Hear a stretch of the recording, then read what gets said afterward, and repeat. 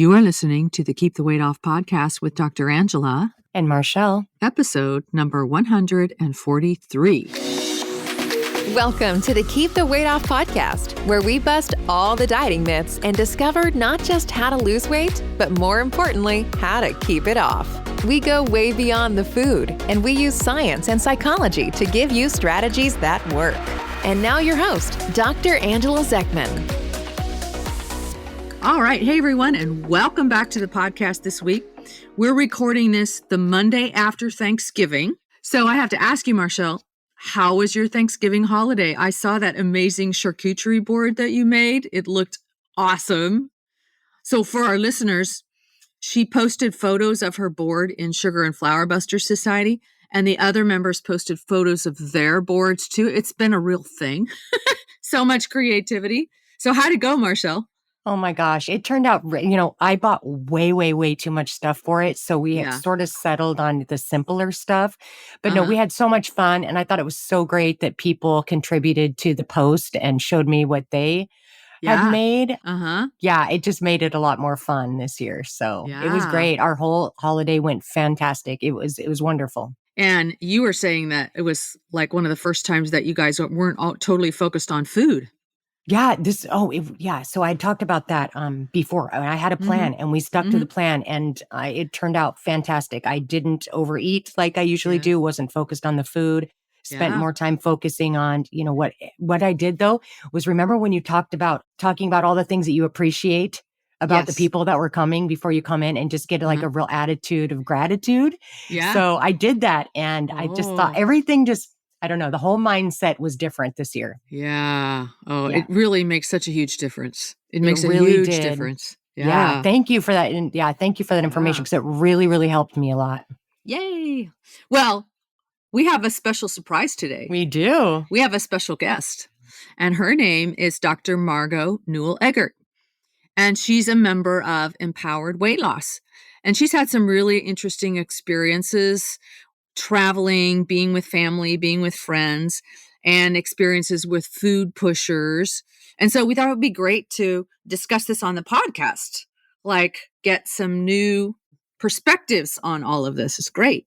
And especially since we're about to get into the holiday season. So Margo, thank you so much for being with us and for your willingness to talk about this important topic. Thank you for having me on your podcast. Yeah, it's very exciting. So, all right. So Margo is actually traveling right now. She's in Cleveland. So she's joining us from, what is it, your daughter's apartment in Cleveland? Yes. She's there. Yeah. And so she sent photos of her Thanksgiving, and she sent photos of all the fun they're having in Cleveland. And it just sounds like you're having a great time. It is. I was really amazed. There's a lot of things to do out here, and the weather's been good. Now we're waiting for a snowstorm. So there's a lot of variety. Okay. Yep. Yeah. Okay.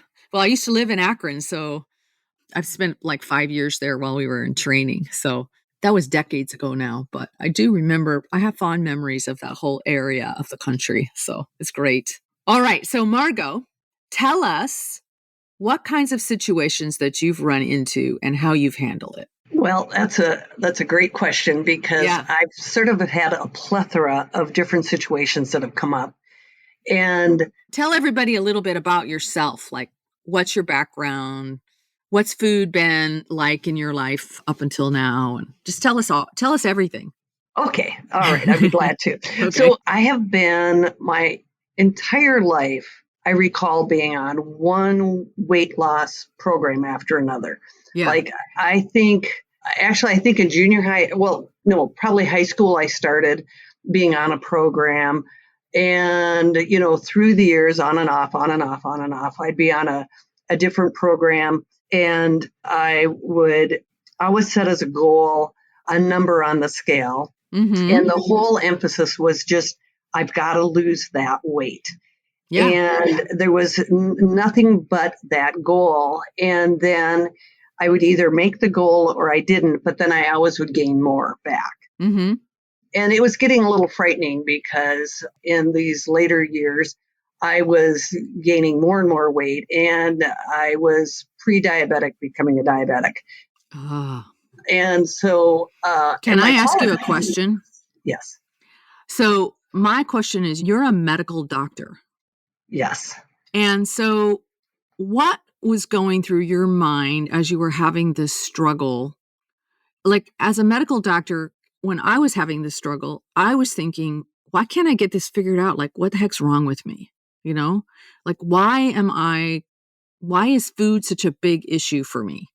Did you ever have those kinds of thoughts? Oh, absolutely. I mean, first of all, we weren't really trained about sort of the true disease of obesity. No.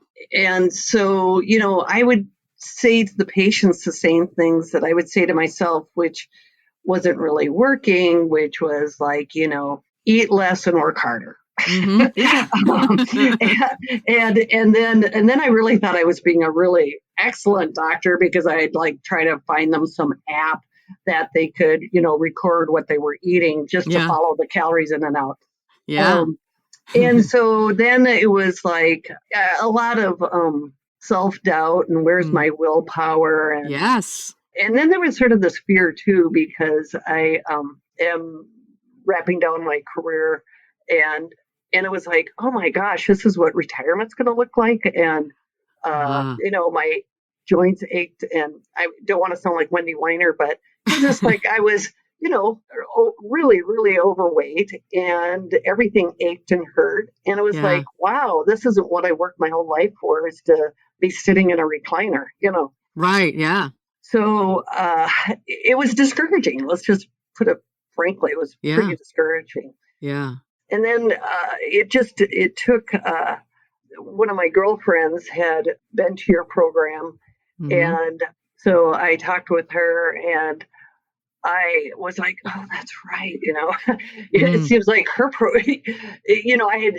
I had noticed that she had been able to maintain her body shape and her physical activities. And her whole focus had changed differently. It wasn't like, I've made my goal weight. It was more like just her lifestyle was different. Yeah. And it was like, oh, I want that. Yeah. And so that's when it really, the light bulb went on. And it's like, I got to make a change here. Yeah. So when did you get started again? I can't remember. So the real involvement was, I think, about January of this year, if I recall right. So you're almost a full year. Yeah.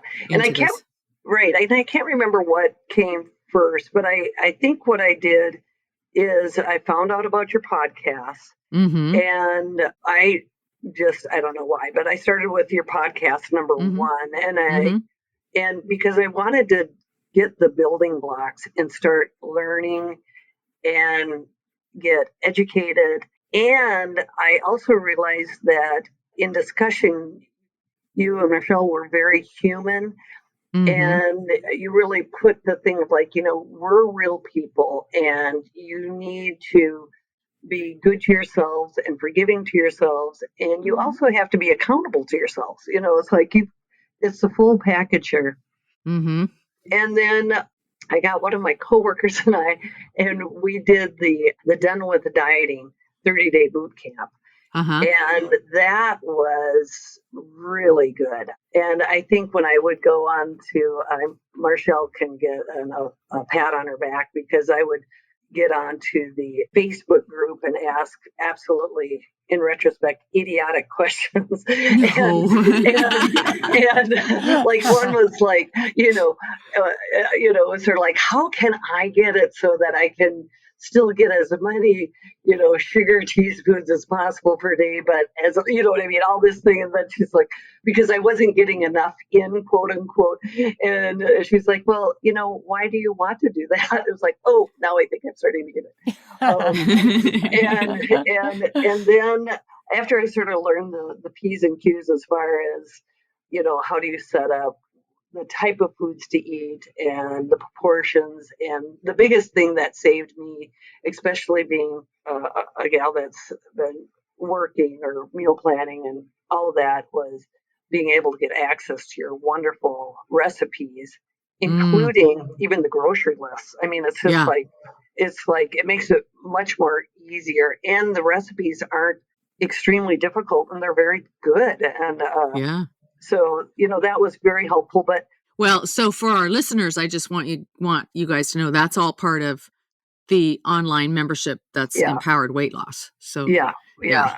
And then the Empowered Weight Loss to me was the real nuts and bolts of doing the incredible work of getting insight and getting a grasp of the sort of why is for my own journey, why was just this obsession of food, and food is just it, it's like my crutch for everything. It was a big buffer in my life.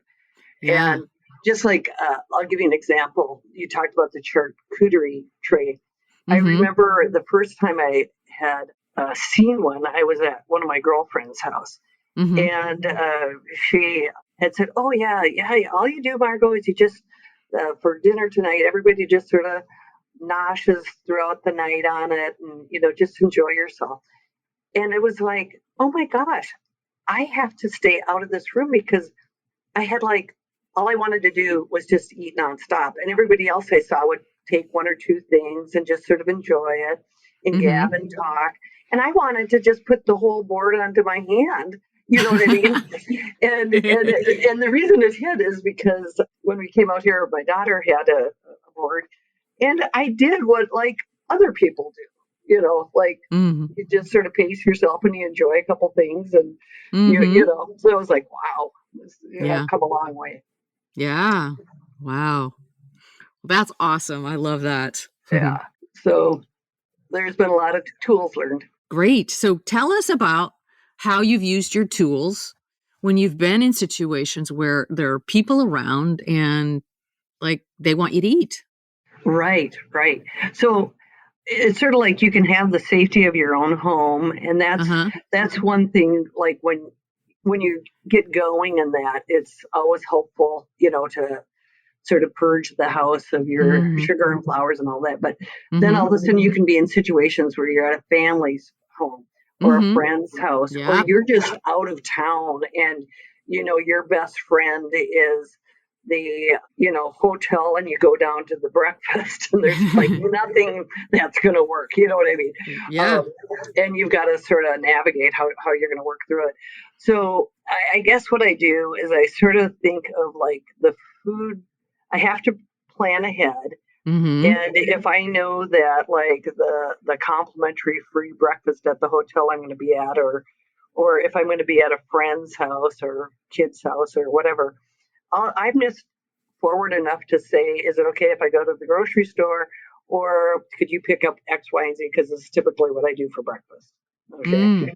And so I just plan a little bit ahead, and it's nothing of a major imposition if they're going to do something, or it's super easy for me to do. So I sort of think about, how am I still going to nourish and fuel my body? Okay. Yeah. And then I think about when being offered just have this, it isn't going to hurt. This is what vacation is about. Yeah. Oh, vacation is all about indulgence. A vacation is all of this. And it's I guess I sort of look at it as I feel so much better the way my body works now. Yeah. And I know what I feel like when I am doing a lot of sugar and flour type foods. Yeah. And I'm very fortunate, because it's I get hit on the head with a stick when I do that, because I get my joints in that really hurt. And I sort of, it's difficult to walk. Not to be overly dramatic, but I mean, I really do feel it. And I feel I've aged about 15 to 20 years. So it's just an instant, no, it's not worth it to me. So that is an interesting thing that you say that, because I always tell my patients when they say this to me, and our students in Empowered Weight Loss too, I'm like, hey, you know what? That's a really good sign, because your body is telling you exactly what feels good. And imagine in the old days when you were eating sugar and flour products all the time, you always felt like that. And you didn't even know the difference. You thought it was just normal aging, right? Oh, yes. And it's not normal aging. It's absolutely not normal to wake up feeling achy just because you happen to be getting older. It's not normal. And so you start nourishing your body really well. And then next thing you know, you have a little indulgence. And the next morning, you can hardly get out of bed. That's a really good sign. That's a good sign. It's like your body is telling you that did not feel good to me. Right? Right. Absolutely. Yeah. Yeah. And then I guess I just I'm much more aware that when I'm in social situations and I'm going to be with friends or family, that I plan out when I am going to have what I would call a pleasant splurge and not an impulsive activity. Like we had a wonderful time. We all went to a winery. And it was like, I know what I was going to be doing, and it worked out fine. And so I'm not doing the guilt. I think when you're impulsive, you sort of have that guilt, sort of that closet guilt feeling like, oh, I shouldn't be doing it. Versus like, no, this is the plan, and this is what I'm going to do. And I planned accordingly, and it was wonderful, and I enjoyed every minute of it. Yeah. So, there you go. Yeah. So have you ever had instances where somebody was like, oh, honey, I know you're on a diet, but we're having a special meal here, or we're at a special restaurant, or, you really need to just let go of all of that restrictive stuff and just enjoy it with us. Have you ever had that happen to you? Oh, yes. Yeah. It's a fine tap dancing. You don't want to, you don't want to be rude. You know what I mean? Yeah. And I just sort of listen and smile. And then when it comes time to ordering, I order exactly what I want to eat. Yeah. And I just sort of realized that most people can't remember what they even had the meal before, to be quite honest. And I have never really remembered what anybody else has eaten. So I just order what I'm going to have. And I just call it a day. And I'm very good at just politely saying, no, thank you. I mean, I've been offered 20 million pastries, desserts, pasta dishes, on, and I get to hear about how absolutely delicious they are and that. And I just smile and I say, oh, I'm so glad you like it. That's perfect. Yeah. It's like, but I think that's part of the thing that you learn with empowered weight loss is sort of 80% of it is mental and 20% is the eating. And you just have to get yourself conditioned of what you do and just don't make this a big deal. It's it's life. And, you just have to decide how you're going to navigate through it. And I'm not a big wave maker. So I just sort of listen and smile and then I just do my thing. There you go. Well, it was super interesting. Over the weekend, I was at a football party. Our Washington Huskies, it's called the Apple Cup here in Washington State, for those of you who are not from Washington State, but it's when WSU, which is Washington State University, plays the Huskies, which is University of Washington. So it's like the state rivalry, basically. And so I was at a party where everybody was watching the game, and we had chili, which was great. And then the hostess brought out chocolate chip cookies and brownies. And, in the past, there'd be no way that I would even consider not having any of it. And this time I was just like, it's just not worth it, And of course, they're passing the plate around and have some. And I'm just like, well, no, thank you. And nobody cares. They couldn't care less whether you actually have it or not. So. No, that's true. We put so much pressure on ourselves. Our internal dialogue, the little bubble that's saying thing, is so hard on ourselves. And really no one cares. They're just being polite, know. Yeah. It's like everybody's like, share the plate, share the whatever. Yeah. Well, one time, I'll tell you this story. I was on a river cruise with my aunt over the summer. So my aunt is 91. And I told this story in Facebook in Sugar and Flour Busters Society. She's just been a real powerhouse of a woman for my entire life growing up. And now she had a stroke, and so she has some disability. So I took her on this river cruise in Minnesota, And we had a wonderful time. And when it came time for, there was a dinner that was served, and then we had dessert, and I brought her some dessert because I'm not going to try and tell an 91-year-old lady what she can and can't have to eat. Like, I'm just not going to do that. It's just like, there's no point. And so she was telling me how good some of this stuff was. And she's like, you should get some. This is a really special occasion. Like, you should go have some dessert. And I just told her, what's going to happen to me, Aunt Sally, if I have some of this? It's going to set off a massive wave of cravings. And I'm going to be miserable for days trying to deal with, like, I won't be able to stop. I said, it's like having a mother that you can never please. Like, that's what goes on in my brain. Like, it's never going to be satisfying to me. And I just don't want to go there. I'm really sorry, but I just don't want to go there. And she's like, really? Is that really what happens to you? And I said, yeah. And she said, oh, okay, no worries. She was fine. When I explained it to her, she was trying to be kind, but she was really putting the pressure on, like you should have some of this. Like, it's a special thing between the two of us kind of thing, and I was just like, I could understand how I could say yes in that situation and deal with the cravings for a few days. And at the time I was just like, I just can't, I don't want to. So it's like putting your own needs first, Yeah, you have to sort of just map out what you want for yourself and how you are going to get to the goal. And I think the other thing too is sort of looking at what that goal is. Like, people say to me, oh, how much weight have you lost? And they don't believe me, but it's like, well, I don't really do the scale now. I'm a visceral fat gal now.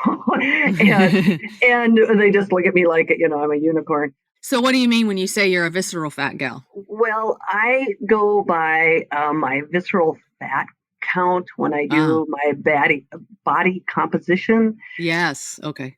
And so that's for me, because to me, that's the biggest indicator of my health. Yes. And so for me, it's like, that's sort of like my pre-diabetic to diabetic barometer. Yeah. And also inflammation or vasculitis or heart disease. Yeah. So I'm trying to think of the really bigger picture for me, as I would like to have a healthy, longer life. Yeah. And that's what's important to me. So when I'm doing my food choices and that, I keep thinking of that in the back of my head. Yeah. Of what am I picking out and why am I picking out? And that's been my scale or my goal. Yeah. Yeah. Very cool. Yay. Yeah. I have a question. So, Margo, I'm so happy that you're on our podcast today. I think that's so special. We just adore you. Thank you for being here. Well, I'm so thrilled because I'm a junkie for your podcast. I love it. I love it. Now you're on. Yay. So what my question is, so you as a patient and as a person who's done like Angela's entire program, doing the Done with Dieting boot camp and coming into the clinic and doing, empowered weight loss. I think that's so wonderful that you've done all of it. And I was just kind of wondering, how important to you was it to have done the empowered weight loss and like take a real deep look inside yourself and how that's affected your weight loss journey in general? Oh, I have to say that was the most difficult, but the most rewarding of the phases that I've done, to be quite honest. And it's where truly the hard work is put in as far as addressing things, which I, for myself, needed to address, was what have been the buffers in my life and why am I buffering? What is, when dealing with stressors, there's a certain model that you can use and sort of break down sort of what's the reality and what is sort of the made up story that you've given yourself. I don't know, Angela, if I'm saying that correctly. You are. And I would say that has been really, for me, that was profound. That was a sort of a major game changer, not just for weight, but just truly in my daily life. Yeah, that's been my experience too, Margot, is that like all my life, my weight loss journey has been, all about, centering on the food and the scale and, what to eat, what not to eat, and for how long. And this yo-yo, or this roller coaster. And until like I met Dr. Zechmann and learned that there's so much more to this, like and finding out the whys and then how to cope, with stressors and buffering and just what even any of this stuff meant. My life changed so much. And I just wanted to ask you, how that affected you as well. Oh, yeah, that was absolutely key. I think the different workshops that are done within the empowered weight loss were just fantastic. And sometimes, I mean, I would really dive deep into them. And sometimes sometimes I felt like I would open up Pandora's box a little bit.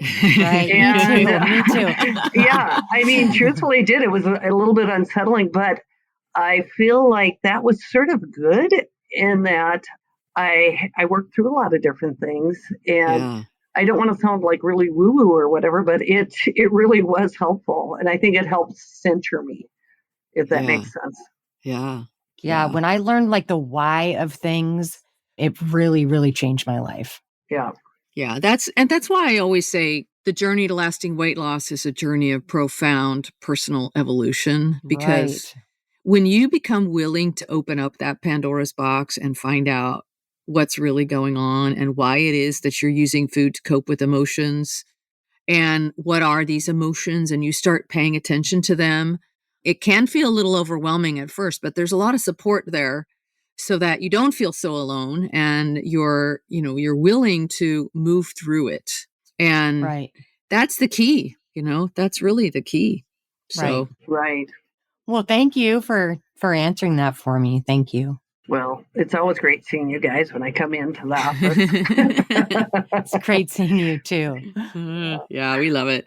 So I just want to kind of sum up a little bit and just give everybody who's listening some ideas about how to manage all of this. So the first thing I want to say is, if you're new on your weight loss journey, so like let's say you've been on your weight loss journey for 6 months or less, that I would consider to be new person, learning new things. If you've never had to set any boundaries with friends or families, and the idea of doing what Margot said, which is to call ahead and say, hey, here's what I usually have for breakfast. If that like just sends terror through you, which it might, just expect that your journey's not going to be perfect. Okay? Like, it's fine. A baby doesn't get up and start walking right away. They fall down a whole lot first. And so I want everyone to just really expect that you're going to have some struggles. Be really compassionate with yourself. We say this so often, and it's so true. A slip is not the end of the world unless you spend days beating yourself up about it. And then you're much more likely to just say, oh, forget this. I just can't do it. Right? So you just want to be really, really compassionate with yourself.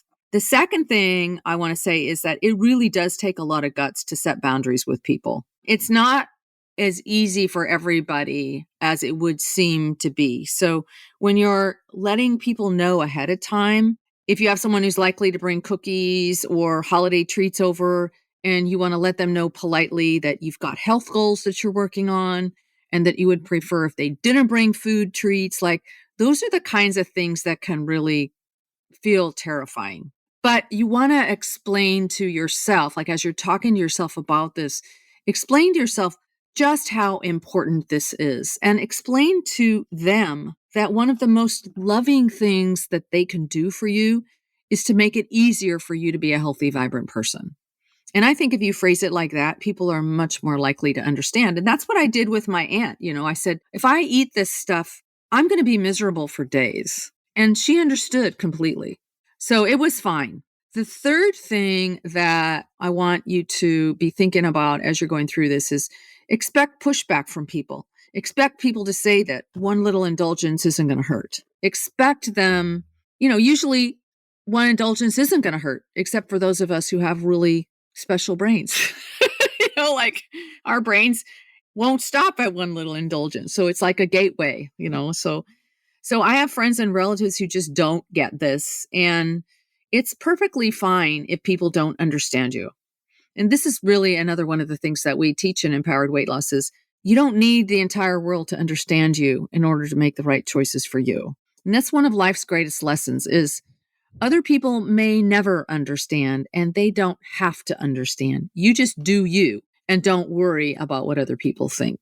And then the last thing I want all of us to be thinking about is we're working against our own primitive brains here. Our primitive brains want us to belong. Our primitive brains feel like if we don't do what everybody else is doing, then we're going to be extricated from the group and that's going to risk our survival. So our primitive brains are really there to help us belong. And that makes it more challenging to stand up and do what's right for you.